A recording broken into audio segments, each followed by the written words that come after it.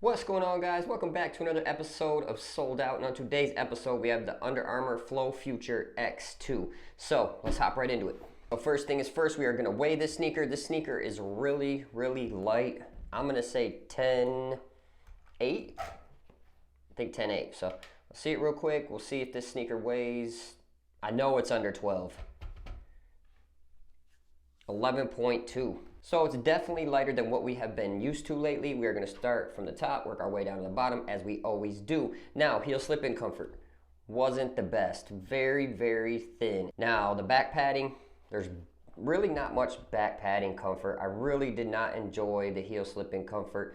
Lockdown was okay. There was like a little bit of heel slippage at first. Played in them 15-20 minutes, tied them back up. Had no issues with heel slipping. It still wasn't, it just did not feel comfortable. Now, down onto the laces. Laces are pretty solid for a $120 sneaker. They are the oval laces, and they kind of had the blue tips that match this blue tint right down through here, and you can see it right here through the mesh as well. So laces weren't a problem at all. Now, down onto the tongue. I actually like the tongue on the sneaker. It's made with the ton of the mesh material that you see on the upper, and it's ported underneath that. So I really liked how Under Armour did the tongue on this. Now, down onto materials. Materials felt very cheap. This mesh right here is pretty thin. Not sure if you guys can see that on the close-ups. You will see that in the B-roll. It's not really like a mesh. It's more like a netting on the top. And then there's a mesh layer underneath that, and then a little bit of padding, and you can see that it's perforated. The breathability on the sneaker was awesome. I had no issues with breathability. I kind of like the back half of the sneaker, the materials. It's almost like a foam posit material, a little bit tougher. So yeah, on the front half, materials do feel a little bit cheap. Not sure how durable the materials will be outdoors. They do have a synthetic toe box right here. You can see the synthetic wrapped over the toe box right there, which I like for like if you're a toe dragger or something like that. So that was pretty cool. But yeah, for the most part, the materials do feel pretty cheap. The materials in the back half of the shoe are pretty stiff. So I'm not sure if that's gonna need time to break in. Yeah, I just really wasn't a big fan of the materials on the Futr X2. Now down on the support and lockdown. Support and lockdown was okay. No issues whatsoever with support and lockdown. I felt lockdown up front.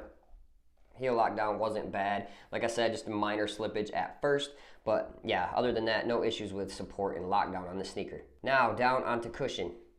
You can see what it is. It tells you right there, it is the Flow. And I think they did a good job making this sneaker look different when it came to like the cushion traction in the lower part of the shoe. I think they should have did something like this with the Curries. The Curries just all look the same. They wrap up around the back. It just all kind of looks the same. I think this looks better than the Curries. I would rather have this be the Curry 10 than the real Curry 10. I think this would be better if they used better materials, and I wouldn't have been mad paying for this sneaker if the materials had been better. So the cushion is the Flow cushion. It's hard, it's not soft. If you're looking for any kind of impact protection, guys, this is not the sneaker for you. Up front, no protection. In the back, this is harder than Phylon, so you guys already know. Not really good heel impact protection or forefoot impact protection, but the court feel's there. Like, it has outstanding court feel. I had no issues whatsoever like with the court feel on this sneaker. I didn't feel like I was too high, too low. It felt great. So if you're looking for something with court feel, this might be the sneaker for you. Now, down on the traction. Traction was fire, but there was an issue. This picked up so much dust. You probably can't tell right here, guys, but this shoe, I didn't play in it that long, and it picked up a ton of dust. I had to wipe several times, and it just kind of got annoying, you know. And when it did pick up dust, it did become pretty slippery. Now, I don't know why the Curry 8 and the Curry 9 didn't feel like that. I haven't used the Curry 4 Flowtro yet, but I don't know why this picked up so much freaking dust. Like, school hasn't even started yet. The gym that we were in it's not the cleanest, but the floor is like fairly newly waxed, and it's been taken care of, and this thing just picked up tons of dust. It was an easy wipe though. One wipe and you were back to like they just came out the box, sticking to the floor like the normal flow that you get Curry 8s and the Curry 9s. So traction was definitely good when it was clean. If you're on a clean court, you will have no issues with this whatsoever. If you're on a really dusty court, just be prepared to wipe. After you wipe, like I said, and I didn't have to wipe every time up and down the court, just here and there I had to wipe. So it really wasn't like the worst traction or the worst, it didn't pick up like crazy amount of dust, but it was there and it was noticeable. Now onto what I recommend this shoe. Yes and no, it just depends your play style. If you're looking for any impact protection whatsoever, do not get this. You will have whatever pains you got going on, shin splints, knee pain, foot pain. This sneaker will probably make you pay for it the next morning when you wake up.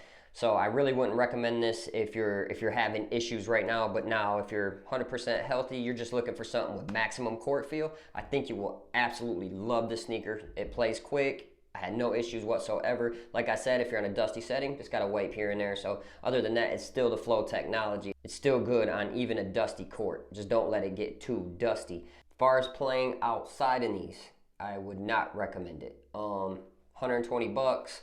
I would have liked to see this sneaker more in maybe like the 90 to 100 price range. I just feel like they threw the Flow on it, so they were going to charge the 120. I feel like if it didn't have Flow on it, you know, this would be in their $75 to $100 price range sneaker. And I think this shoe should kind of be in that with the materials that they use. They just kind of, you know, use cheap materials. Like the Puma shoe used cheap materials too, but I would rather play in the Puma that we just reviewed. Rather play in the Puma TRC Blaze Court than this sneaker. So, I actually have another Puma sneaker coming in. We will kind of do a versus video. It's almost the same color. It's the one with like the shroud right here that covers up all the lacing and stuff like that, which might be a pain in the butt, but that should be here Monday. So we will have a versus video, and they're kind of like right in the same price range. I actually think I had a coupon for both of these and got them for like, I think I paid 106 for these and like 96 for the Pumas. So I had a coupon code, used it.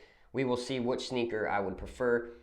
So yeah, if you're just looking for something to hoop indoors, you're on a clean court, this could be a good sneaker. Guards will probably love this sneaker. The only thing is with all the shiftiness, bending, and all that, I think this could become a problem up here, and this netting material up here will begin to tear eventually. But if you're okay with that, you got a coupon code, you can get these for 100 bucks like I did, or 90 bucks.